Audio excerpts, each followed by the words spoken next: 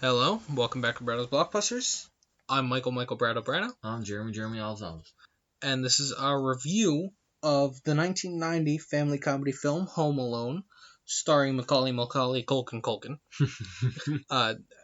Just so you know why we introduce ourselves like that. It is an hour and 43 minutes long, rated PG, directed by Chris Columbus, written by John Hughes. It's available on Disney+, Vudu, Apple TV, Fandango Now, and Prime Video.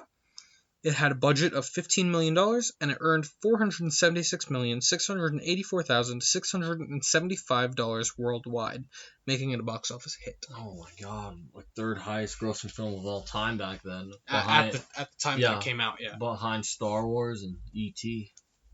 Yeah. You like E.T. I love E.T. That. You know that. You know that, man. So, as usual, I have the scores from... Oh, fuck, I keep yawning. Sorry about that. Stop yawning. I didn't think about it like that. What? To just stop. No? Great. As usual, I have the scores from Rotten Tomatoes, IMDb, and Metacritic. The tomato meter score is a 65%. The user score is 80. IMDb is a 7.6, and Metacritic is 63. That's pretty good. Yeah. But Rotten used to... Yeah, the tomato meter score used to be a 55, you said. Yeah, right? 55, 54, like, a few years ago. Critics were very mixed on it. Very, very mixed. And I kind of don't see why, because I guess critics were mad that it wasn't realistic. But I don't think that's what the film was even going for in the first place. Right. But I don't know. I don't think they should have gave it negative. But yeah. Also, can I just say I did not know he was dating Brenda Song. He is. I did not know that. But good for them. He used to date Mila Kunis back in the early 2000s. He was married to Rachel Miner, but don't know what happened there. They divorced, I assume. But anyways, are there awards worth mentioning, Jer? Yes, this movie was nominated for 2 Academy Awards. Best Original Score by the legendary John Williams. Of course. And Best Original Song, Somewhere in My Memory, by John Williams and Leslie Bricusse. Yeah. And they both lost. That's bullshit. Because John Williams lost his original score to John Barry from Dances with Wolves. That's a great movie. Dances with Wolves, that is a great movie. And Best Original Song, Somewhere in My Memory, lost to Sooner or Later, I Always Get My Man, from Dick Tracy. Yeah. Damn. Dick Tracy beat out Home Alone. Why? I don't know, but it was also nominated for 2 Golden Globes. And they lost again, both of them. It was Best Motion Picture, Comedy Musical, and Best Performance by an Actor in Motion Picture, which was Macaulay Culkin. And he lost to Gerard Depardieu from Green Card. And Best Motion Picture, Comedy, or Musical was also Green Card.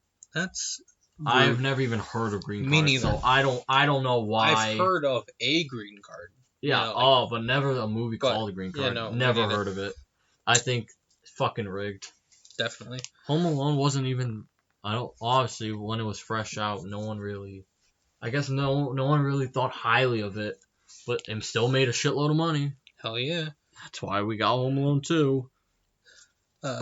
So I guess I'll just read the plot for us then, right? You go ahead. When bratty 8-year-old Kevin McAllister, Macaulay Culkin, acts out the night before a family trip to Paris, his mother, Catherine O'Hara, makes him sleep in the attic. After the McAllisters mistakenly leave for the airport without Kevin, he awakens to an empty house and assumes his wish to have no family has come true. But his excitement sours when he realizes that 2 con men, Joe Pesci, Daniel Stern, plan to rob the McAllister residence, and that he alone must protect the family home. Yeah. I don't know why I did the double. You didn't have to do it with them. You could have just done it for Macaulay Culkin. That's it. Yeah, but you could have just done it there. It's just so funny. I mean, it is, but you don't have to do it with the other people. Too late. I know. So any fun facts? I did. This is another one of those movies that I talked a lot during it. Right. Yeah. Then again, it is one of my favorites. So yeah, I got some things here. So it was the highest grossing live action comedy ever until The Hangover Part 2 in 2011. Oh damn! So it held that title for like 20 years. So Bradley Cooper, Ed Helms, and Zach Galifianakis beat out Macaulay Culkin. How dare they? They're funny guys. No, they are, but The Hangover Part 2, I understand Part 1.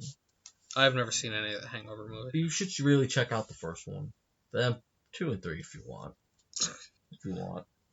I'm guessing 2 and 3 aren't. No, they're not. Yeah, so everyone was amazed on set on how mature and professional Macaulay Culkin was. Even Joe Pesci said, Mac is not a 9-year-old. He's an old man already. That's crazy. You know, we talk about them quite a bit. Kid actors, man. Yeah, Macaulay Culkin's up there. Definitely up there. You know, personally, I think I would place him above. What's his face? What? Haley Joel Osment. Oh, Haley Joel Osment. Yeah. That's just personal. Yeah. So Robert De Niro turned down the role of Harry, and then a reason I'm mentioning this because Robert De Niro and Joe Pesci work a lot together. Right. Yeah. With Martin Scorsese also. Mm-hmm. And obviously Joe Pesci made Goodfellas the same year as this came out. Yeah. So he come off as a bad dude. He won an Academy Award for Goodfellas, and then here he comes for Home Alone. That's so weird. Like, he goes from a straight, really great R-rated mafia movie to kids' Christmas family comedy, which arguably is also really great. I always find it really heartwarming that actors who are badasses in other movies, and then they calm down and stuff. He said the reason he did this movie because he wants to work with kids. So I don't know. Joe Pesci might be a teddy bear, but I don't know. He's still a badass to me. Yeah. So Christopher Lloyd turned down the role of Marv, Doc Brown, Back to the Future. Danny DeVito was considered for Harry. Yeah, imagine this movie with Daddy DeVito. I know. How about this nice one? Macaulay Culkin would jokingly direct the movie for Chris Malone. That's kind of cute. We love adorable children. It also says here in your notes that the cinematographer recalled that Pesci was more difficult to work with than Culkin. That's crazy. I mean, I don't know what he had against the cinematographer. But okay. But yeah, I did find that, yeah. But, so Keanu Reeves and River Phoenix were considered for Buzz. Young Keanu Reeves in Home Alone, imagine that. Beautiful. And then get this, just for the role of the father, we have Michael Douglas, Kevin Costner, Martin Sheen, Dan Aykroyd, John Travolta, Bill Murray, Jim Belushi, Chevy Chase, Harrison Ford, Tom Hanks, Sean Penn, Mel Gibson, Sylvester Stallone, I already said Christopher Lloyd, Rick Moranis, Dennis Quaid, Jack Nicholson, John Goodman, Robin Williams, Steve Martin, Bruce Willis, John Ritter, Ed O'Neill, Jeff Daniels, and Arnold Schwarzenegger were all considered for the role of Kevin's dad. That's crazy. This has to be a lie. There is no way. There is no way. It's way too many actors to turn down that. Two famous ones too. Yeah. There's no way. Someone must have put that on IMDb just to fuck around or something. There's no way. So yeah, I think that I'm gonna end it on that one for trivia, I guess. No way. I really doubt that. Schwarzenegger as Kevin McAllister's father. Oh my god. Hold on. There's a thing here. I want to double check to see if your notes back up with what I've heard. The picture Kevin finds of Buzz's girlfriend was a picture of a boy made up to look like a girl. Yeah. Because Chris Columbus thought that it would be too cruel to make fun of a girl like that. The boy that was used in the photo was art director Dan Webster's son. Yeah, so it wasn't Chris Columbus. I knew it was some kind of director's son. Okay. Right? Yeah. I forgot that it was the art director's son, so I just went with director. Okay. But I'm not too far off with that, with what I was saying. Yeah, I know. So, I guess I'll make this the last thing, actually, because I just remembered. Chevy Chase, I mentioned that he was, I guess, considered for Peter McAllister when Chris Columbus was asked by John Hughes to direct Christmas Vacation the year before. But him and Chevy Chase did not get along. So coincidentally, John Hughes asked him, all right, how about this other Christmas comedy I'm doing? That would be Home Alone. So I guess you want to move on to the cast then, right? Yeah, this amazing cast here. So you want to say our first one? Yes. Of course you do. Macaulay Culkin.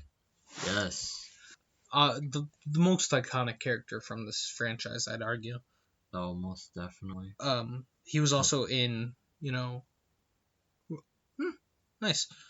He was also in Richie Rich, Uncle Buck, Getting Even with Dad, Party Monster, Sex and Breakfast. Oh my God. My Girl, Changeland, The Nutcracker, Only the Lonely, sorry. The Page Master, Saved, Jacob's Ladder, which he was uncredited in. Rocket Gibraltar. And Home Alone 6. The upcoming. Apparently. Right. Adam Green's Adam Green's Aladdin, that's what I meant to say. For some reason, I just wanted to do a rhyme. And so I said the wrong word. But, I don't know. Michael Jackson, 30th anniversary celebration. Michael Jackson #1s. Yeah, he worked with Michael Jackson. Yeah.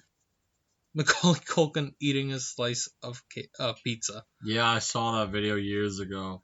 It's, according to Google, it's a film. It's not a film. It's a freaking video of him eating a slice of pizza. That's weird. Director Macaulay Culkin. Cast Phoebe Crewitz. Okay, never mind. Anyway, Trailers. the kid could hold a movie on his own. Yeah, definitely. No wonder he got so famous after this, huh? Yeah. Also, just the fucking the theory. Oh my God. Kevin McAllister. He became Jigsaw. Yes. That's funny. That's kind of funny. So, I don't know. I love Macaulay Culkin. He's just he's a great dude. He's a fun dude. Like I said, for child actor, he does very good. Extremely good. So I say we move on to our Wet Bandits then. Yeah. Starting off with, us Jersey guys. Us Jersey boys. Haha. Joe Pesci. Obviously his movies with De Niro and Scorsese, Raging Bull, Goodfellas, Casino, recently The Irishman. Yeah, My Cousin Vinny, one of my favorites. My Cousin Vinny was funny. He did Easy Money with Rodney Dangerfield, Once Upon a Time in America. He did Lethal Weapon 2, 3, and 4. And the original as well. No, he wasn't in the original. Okay, well, fuck. Yeah. I always get... Got you there. Yeah. He was in Gone Fishing. Oh, he had a small role in A Bronx Tale, which De Niro directed himself, actually. Right. He was in Public Eye, Galaxy Far, Far Away, Jimmy Hollywood, Eureka. I just really like Joe Pesci. I feel like here he proved himself as a comedic actor. Yeah. Because he was always, like I said, he's always been a mafia guy. A serious actor with Raging Bull and Goodfellas. And that year he won the Academy Award for it, or the following year, 91, whatever. But yeah, here he could prove, hey, he could be funny. That's why he did My Cousin Vinny. Most definitely why. Yeah. He can prove himself as a comedic actor. Mm-hmm. For sure. He also works with Michael Jackson for Moonwalker. Why am I not surprised? Is everyone from Home Alone connected to Michael Jackson in some way? I don't know. Couldn't tell you. I know, I'm just joking, but imagine. So I guess we move on to his bumbling sidekick, Marv. Yeah. Played by Daniel Stern. Which, who's been in Rookie of the Year.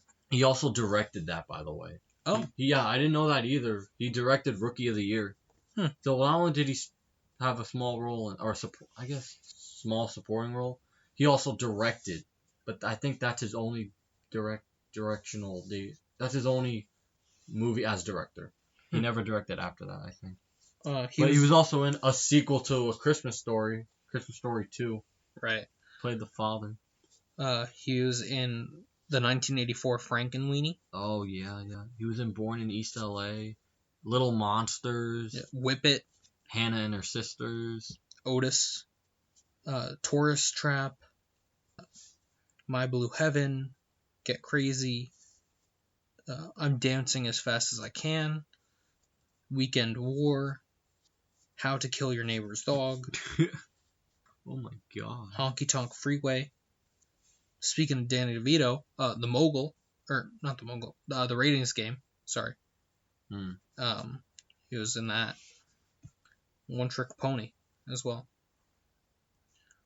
I don't know. I love Marv. He's one of the best parts of the movie. Pesci and Stern do a good job. Yeah. They work off each other really well. Extremely. And then again, they did work with each other before. I forgot what they worked on. They've at least also worked together in I'm Dancing as Fast as I Can. No, really? Which was 8 years beforehand. Because I saw that on Pesci's list too. Oh, it's probably that then. So, otherwise, I say we move on to Rest in Peace, Mr. McAllister. Yeah. Played by Sir John Hurd. Yeah, he was in Big with Tom Hanks. Obviously, both of these Home Alone films. We got to say Pesci and Stern also were in Home Alone. Well, yeah, but I think that's obvious. Yeah, they're on the poster. He was also in White Chicks. I was about to say that one. Yeah, that's really all I know from him, honestly. Cat People, My Fellow Americans, 187, Living Among Us. Among Us. Yeah, I know. I was just about to say that too. The Seventh Sign. Oh. You know, even I'm looking at his IMDb, he had even movies come out after his. Oh. Yeah. You know, rest in peace, John Hurd. That's not the last time we'll even be saying this right now. But because our next one, not Catherine O'Hara. But you know. Later. You know what else? He is known for. Yeah, what? The Sopranos. Oh God, The Sopranos. Yep. Prison Break too. I think you told me about The Sopranos. The Sopranos is just a famous show. Yeah. So it's also a fun story. The show that saved my life. Really? Not because I watched it. Oh. But because they were filming it in town, right when I was, barely a year old. Oh, really? Yeah. Not to get too far off track, but when I was barely even a year old, they were filming in town, and I was supposed to be with my dad that day. He went to get a haircut, but my aunt took me instead, so we could go see the filming. And that's nice. If I was with my dad when he got hit by that truck, I probably would not be here today. Oh. Wow. My dad was hit by a truck that day. No. He survived, but if it wasn't for The Sopranos, I don't think I would have. Yeah. You know what I mean? Again, not to get off topic, but John Hurd, thank you for that at least. Right? So I think we should go on to Mama. Yeah. Delia Dietz. Or Catherine O'Hara. Yeah. Obviously Beetlejuice, we did that. We've talked about her a little bit in the past, but it's also been a couple months since Beetlejuice. She was also in Dick Tracy, Nightmare Before Christmas, Frankenweenie. Oh yeah, the recent one, 2012. Yeah. Monster House. Schitt's Creek. I think she had a small role in the New Addams Family. She was in Temple Grandin. I forgot Over the Hedge. Yeah. Also, she was in Over the Hedge. Penelope. So she's more voice now. Mm-hmm. She's more voice, but she's in this show called Schitt's Creek. Yeah. She's done really good with Eugene Levy, which they also worked on Over the Hedge together. But yeah, I did not know that she was in Chicken Little. Honestly, I didn't know. I really don't recognize voices from Chicken Little. Oh man, she was in Barbie and the 12 Dancing Princess. Oh my god, why? Because why wouldn't you want to be in Barbie and the 12 Dancing Princesses? I don't know. She was in Glenn Martin DDS, Speaking of Sex, Rock and Rule, The wool cap when Marnie was there. When Marnie was there, huh? Coming Up Rosie. Oh, yeah. Nothing Personal. There Goes the Neighborhood. Bartok the Magnificent. Brother Bear 2. Oh, jeez. So yeah, definitely known. Definitely a very good actress. I think she's really recognizable. Yeah. Just like Macaulay Culkin and Our Wet Bandits. I feel like you could argue that she's almost as recognizable as Macaulay Culkin. Mom. Yeah, I think they're the two most recognizable in the franchise. Yeah. Macaulay Culkin just because, he's fucking Macaulay Culkin. Yeah. And Catherine O'Hara mostly because of Catherine O'Hara. Yeah. Mom. Kevin! Mom.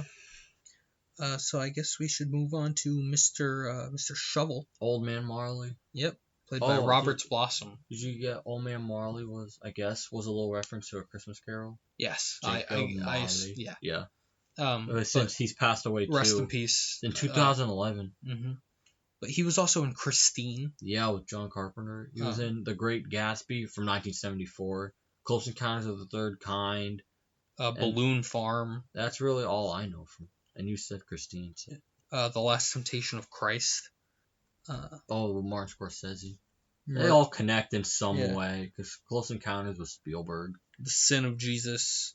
Oh, he did some theater too, actually. Murder on the Emerald Seas. If you look at that, he did. Huh. Any shows that are well known? Any theater shows? Not really. No. He's really not a big character. Yeah, I know, but I think we should still give him a mention. Yeah, no, I agree. But and this last one, I think, also deserves a well mention too. Yes, because again, unfortunately, it's rest in peace. Yeah, no, this was like back in 1994, which obviously John Candy. Yes, he was also in Rookie of the Year, so he worked with Daniel Stern again, and whoever knew Marv would direct. Gus, John Candy's character, in a baseball movie, which is weird, but he was in Uncle Buck, 1941, The Blues Brothers, Spaceballs, Stripes, Cool Runnings, National Lampoon's Vacation, Splash, Canadian Bacon, Little Shops of Horrors, Spaceballs, Who's Harry Crumb, Planes, Trains, and Automobiles, She's Having a Baby, JFK. He's done a lot of comedies, a lot of classic comedies too. He's very well known for his comedy. He is. Yeah. Well, it's sad that he just another amazing soul gone too soon. Yeah. It's crazy that shit like this happens.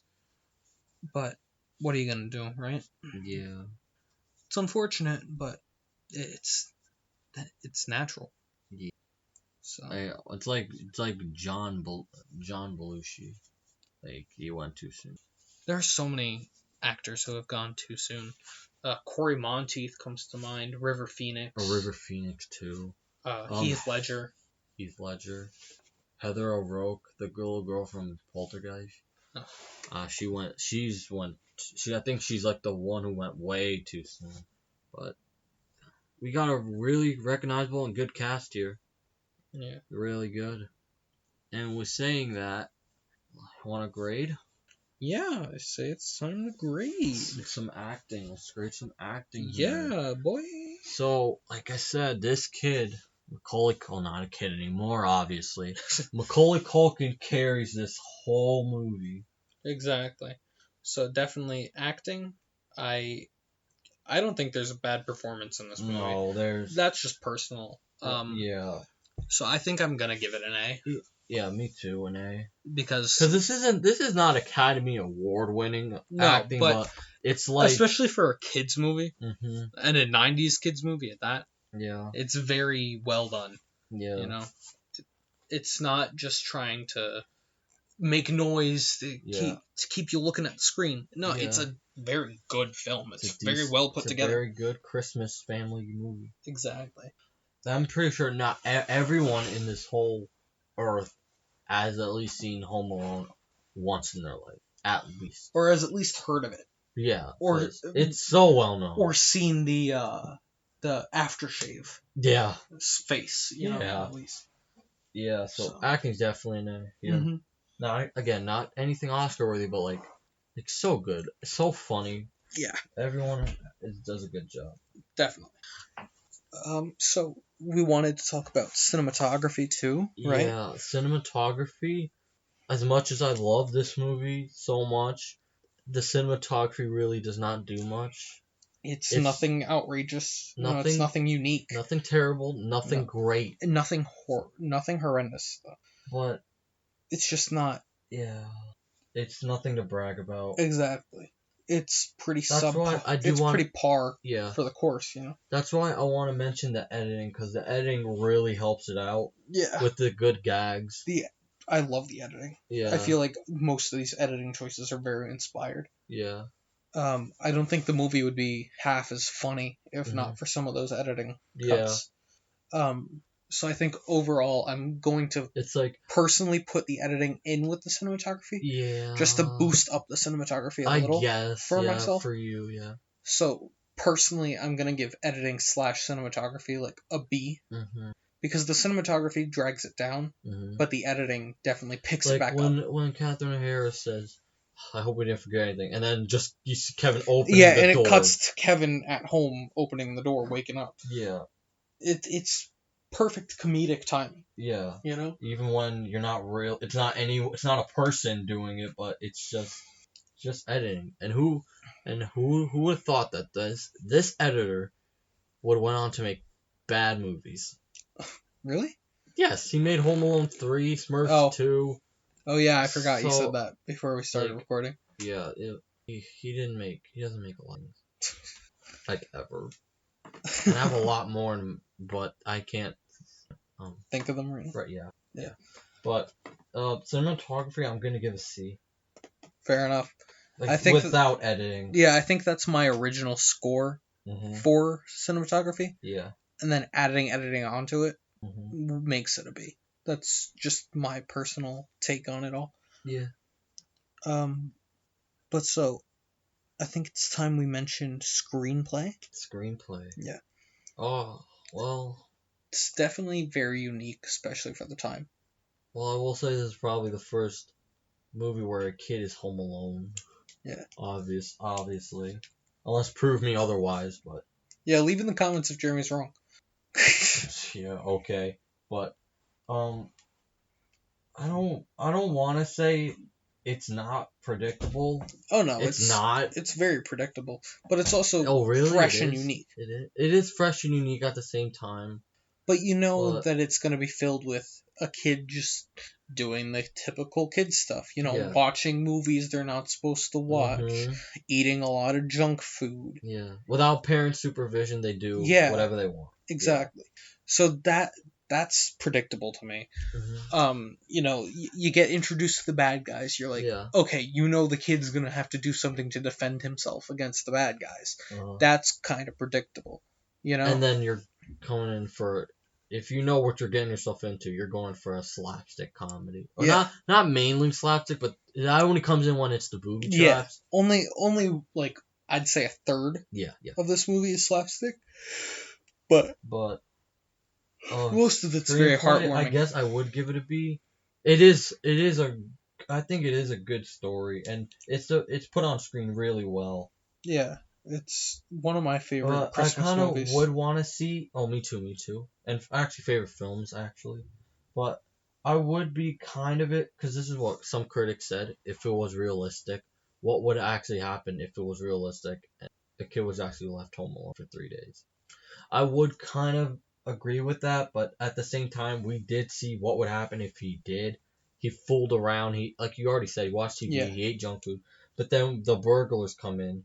And that's where the realism comes in. There have been other. Okay, but there's other thrillers about that. It doesn't have to be a kid. Exactly. What I'm saying is for the realism aspect. Is there's also other examples in other media that make fun of this movie. And add the realism to it. Yeah. You know, like on YouTube, you can find videos of doctors analyzing every injury to the Wet Bandits. Yeah. They would have been dead several times over by this movie alone. Yeah, and the sequel just amps it up even worse. Yeah. There's Family Guy. There's a cutaway called Home Alone with Competent Robbers, where the robbers just notice all the traps, realize that they're there, and then they fucking shoot Kevin in the face. Yeah. You know?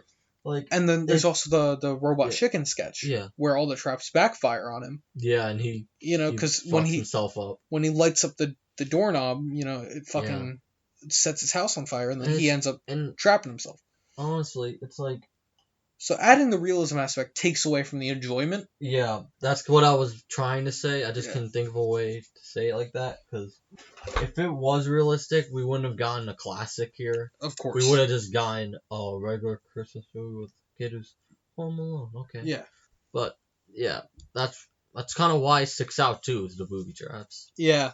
The whole booby trapping stuff definitely adds to the experience, of enjoying this film, so personally, I think for screenplay, I'd give it like a B. I think you said B as well. It's just, I feel like there could be some things that are a little less generic, but overall, it's definitely really good. So I can't really hold it down. So I guess last thing here is music. Mr. John Williams. Dude, hey, for sure. Yeah. Come on. It's John Williams, man. Dude, let's just end it there. It's John Williams. There's nothing else to say. John Williams. It's John Williams. Come on. I don't need to explain myself here. No, we don't. John Williams. That's it. So now it's overall. Overall grade. Alright, this is really between personal and critically. It's a battle in your mind, right? Yeah, critically, I guess overall, I guess I am gonna give the movie a B. It is a good Christmas movie. It's a movie that came out and became an instant classic. Yeah. And then the personal side's like an A. I love it so damn much, and it's something I definitely watch every December, right? Yeah. So, I would again, as a movie, it's good, not great, but it's still enjoyable, family fun.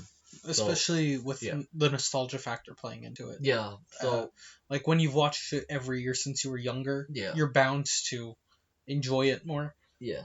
But even without looking at it like that, if this was my first time watching it, I feel like I'd still get the same level of enjoyment out of it. So, I think overall I'm giving it an A. Oh, okay, you're giving an A, okay. It's all right. Like I say all the time, my personal and my critical they match. Typically agree. Yeah. So I'm gonna have to give it an A, just because it's so well done. No, it is. It's just a very fun watch. It's one of my favorite. I just really don't. Oh, I'm sorry. Go ahead. Sorry. Go ahead. I was just gonna say it's one of my favorite traditions every year is to sit down with my family and watch Home Alone and Home Alone 2. Yeah. Sorry, what were you saying? I just really kind of really was upset that critics did not really think highly of this when it came. And that's upsetting to find out. That's kind of Roger Ebert, Gene Siskel both gave it a thumbs down. Damn. So I'm like, wow. But he gave Home Alone 3 a thumbs up. So there's fucking something wrong. Yeah. But okay. But I still love this movie either way. No matter what the critics say. If you enjoy a movie... It's a good movie. If you enjoy a movie, even if it's not popular to like that movie... Yeah. Fuck it. It's your opinion. Make it popular then. Yeah, don't let anyone else tell you what to enjoy. Yeah. Right? So, I don't know. I think that's all the rambling I can do on this movie. Until next week, until we watch the sequel, I guess we'll just spill it out. Yeah, I mean, we've already said it multiple times that we're watching that next week. It's the sequel. Yep. And not the other ones. Ha. No, we're not watching 3, 4, and 5. But I love this movie. Me too. It's definitely a fun holiday favorite. Definitely. Best Christmas films. Well, one of the best Christmas movies. It's in the top, yeah. One of the best films for me. I love it that much. but I hate giving it a B because the cinematography really didn't stick out. Yeah. No, I And I get you. screenplay a little bit, but it was still great. Good watch, good movie. I'll see it again sometime this month because we're still in very early December. Yeah. I don't know. I think that's about it for our review. Yeah. Don't stay home alone. Don't stay home alone. Well, actually, no. Do stay home alone, especially in this climate. If Joe Pesci is gonna fucking visit me in my house, hell yeah, I'll stay home alone. What I'm trying to say, Okay. Mr. Jeremy, is you should stay home and you should be alone Okay. because of the coronavirus. Oh yeah, I forgot. We're still still in quarantine. You know, us being in the U.S. You gotta be right. 6 feet apart. Stay indoors. Wear a mask. Just please. Not you. Oh no. I know. I'm just like. You know. I don't know. That's it. So thank you for listening. This is Bradow's Blockbusters. I'm Uncle Bradow. I'm Jeremy Elves. And we'll see you next time. Alright, peace out, you filthy animals.